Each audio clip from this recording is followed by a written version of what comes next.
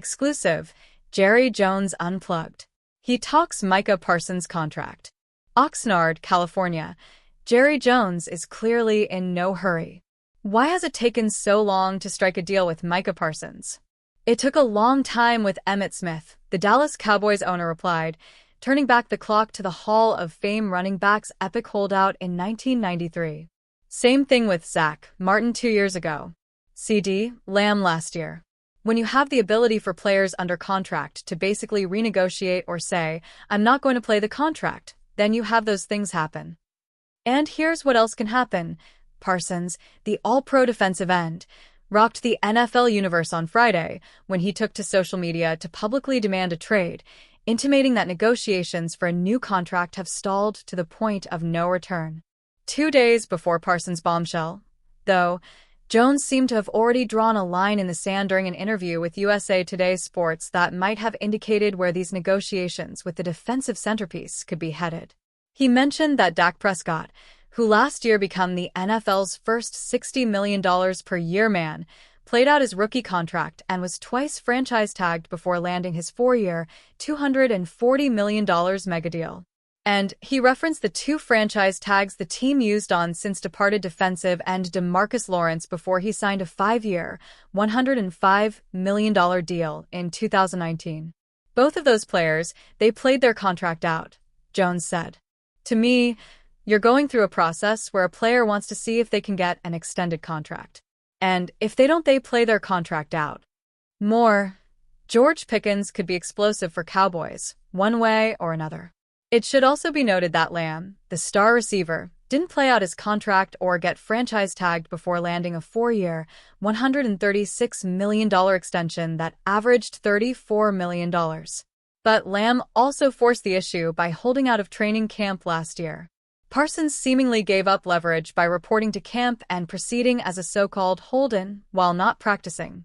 The Cowboys exercised the 5th-year option on Parsons' rookie contract, which guarantees a $24.007 million salary for 2025 and a huge bump from the $4.269 million for the first 4 years of his deal.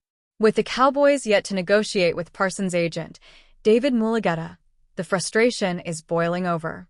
Parsons is reportedly seeking a deal that could reset the market again for defensive stars after T.J. Watt's package with the Pittsburgh Steelers averages $41 million per year, which tops the $40 million average that Cleveland Browns defensive end Myles Garrett received earlier in the offseason. Yet with the franchise tag in play, the option for Parsons to merely play out his contract, as Jones suggested, could allow the Cowboys to prevent him from becoming an unrestricted free agent until 2028. And the NFL's highest-rated soap opera, let's call it as the Cowboys' world turns, is back for another season. This business is business first, right? Prescott said during an interview with USA Today Sports. We always say this game is a business, but it's business first. While Prescott and other players vehemently support Parsons in his efforts to land a new deal, it can't be good for the business of winning to have the distraction weighing on training camp. No, the Cowboys are not the only NFL team with a lingering contract issue for a key player. But some teams manage such business with much less drama, while the Cowboys always seem to have some drama in the wind. As for Parsons' trade request, Jones, speaking to reporters at camp on Saturday, had a message for Cowboys fans. Don't lose any sleep over it. In other words, Jones seems willing to call Parsons' bluff and quite content to keep the drama flowing. This is really nothing new at all with Micah, Jones said at one point during the 1-hour, 10-minute interview over lunch in his training camp office. I asked him about the negative reaction from his massive fan base, which goes far beyond the fans at camp who chanted, "Pay Micah." The extended negotiations over the past 2 years involving Prescott, Lamb, and Martin added to the perception that the Cowboys lack urgency when it comes to signing key players to extensions. Does the perception that the Cowboys drag their feet concern Jones? Let me say this just right, Jones replied. I wouldn't be doing my job if I didn't do it that way. I should be trying to get the most value for the Cowboys. I've seen players I wish we had renegotiated their contracts earlier, and I've had several that I was sorry I renegotiated their contract earlier. The idea that if you wait there's more money spent forgets that in between that wait, You get to evaluate, and you frankly get to see if you're dealing with the same physical elements of it. As he pondered this, Jones grabbed a legal pad and began doodling, with circles, arrows, and straight lines, to make a point. It's almost akin to an option quarterback, he said. He can step out, he can either hand it to that guy going down the line, or he can come on out and keep it, or he can pitch it. 3 different things. The longer you give him to get to the sideline, the better chance you've got to make the better play. So, I've never, in any way, forgotten all the things that can happen to you if you go too quick. And that list of going too quick is just as long as the negative of getting it done early every time. That we're talking about Parsons, who is just the second player in NFL history. The first was the legendary Reggie White. To notch at least 12 sacks in his first 4 seasons doesn't move Jones off his point. More, one fight, then another, and another. Cowboys coach Brian Schottenheimer had seen enough. There's also a sense with Jones that no one has the NFL money matters figured out quite like he does. He thinks, as the NFL's most powerful owner and essential player in driving the league's media rights deals and labor pacts, that he's more in the weeds, as he put it, with the league's revenues, able to look around the corner at increasing revenues. And with Jones' marketing, the Cowboys have long been the NFL's most valuable franchise, last year becoming the first $10 billion sports franchise in the annual Forbes rankings. Nobody could possibly have the feel for whether to go early on him or wait, Jones said, alluding to revenue and salary cap projections. Of course, skeptics and championship-starved Cowboys fans alike counter the financials with a football bottom line. The Cowboys, for all of their sustained popularity, have a 29-year drought since last appearing in a Super Bowl. Jones, who also serves as the team's GM, addressed the question before it was even asked. He's not giving up that part of the equation, reiterating his typical stance. I'm not in any way revisiting the mentality that I have about how I go about negotiations, he said. Not at all. The buck does stop here. As usual, the buck is wrapped in so much intrigue. Jones mentioned the Smith holdout from a generation ago. Smith missed the first 2 games in 1993, and the defending Super Bowl champions started 0-2 without their MVP. After Charles Haley planted a helmet into a locker room wall near Jones following the Week 2 loss to the Buffalo Bills, Smith's contract talks suddenly heated up. And it ended well. Smith got his new contract, and it sparked the Cowboys to a repeat Super Bowl crown.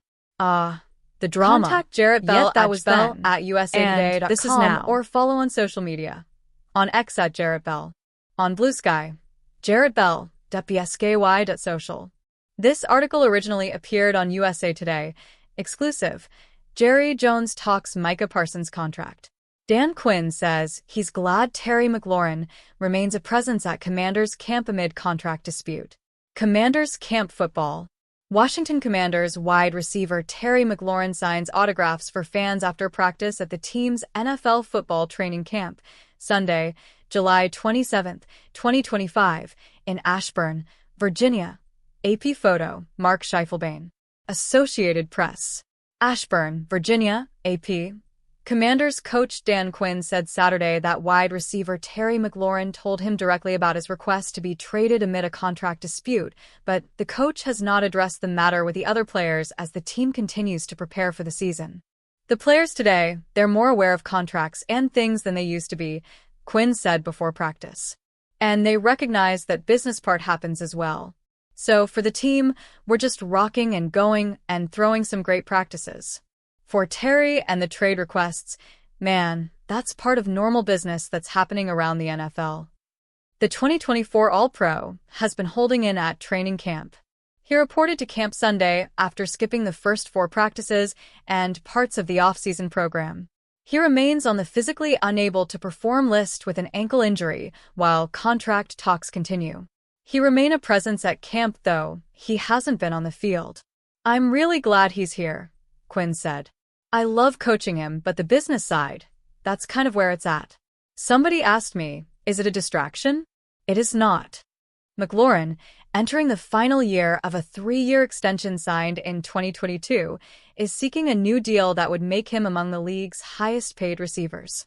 He had 82 catches for 1,096 yards and a career-high 13 touchdowns last season, helping Washington reach the NFC Championship game. We love Terry. I'm really glad he is here, and hopefully he is out practicing soon, Quinn said. And we also understand there's the business side of these things that General Manager Adam Peters and his side and Terry and his reps are working through. Meanwhile, McLaurin is working with a training staff to strengthen his ankle, Quinn said. McLaurin watches afternoon walkthroughs and hears the play calls while Quinn keeps everyone's focus on the work. It's a really cool place to come work and play football, Quinn said.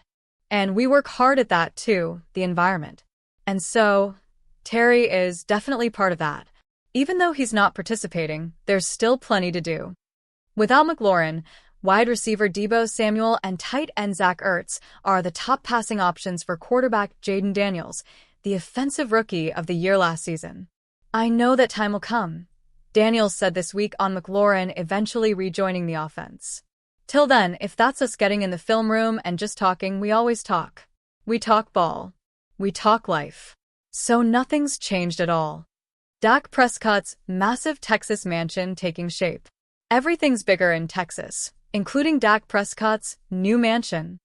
Take a look at pictures TMZ Sports has obtained of the ongoing construction on the Dallas Cowboys superstar's property in Prosper. The pad he's gearing up to move into is already massive. It features 2 stories so far, and there appears to be framing up for more than a few bedrooms and bathrooms as well. It's clearly got a bit of a way to go until it's complete, making it safe to assume it's only going to get bigger from here. Prescott, who's in the middle of a 4-year, $240 million contract, has been in the process of erecting the new home since October 2024, when he tore down his old residence in order to get one more suited for his growing family. Dak's nowhere near the place at the moment. He's in Oxnard, California, getting ready for the Cowboys' upcoming season, but whether or not the year ultimately goes well for the boys, it's clear he's going to have a palace to call home at some point in the near future.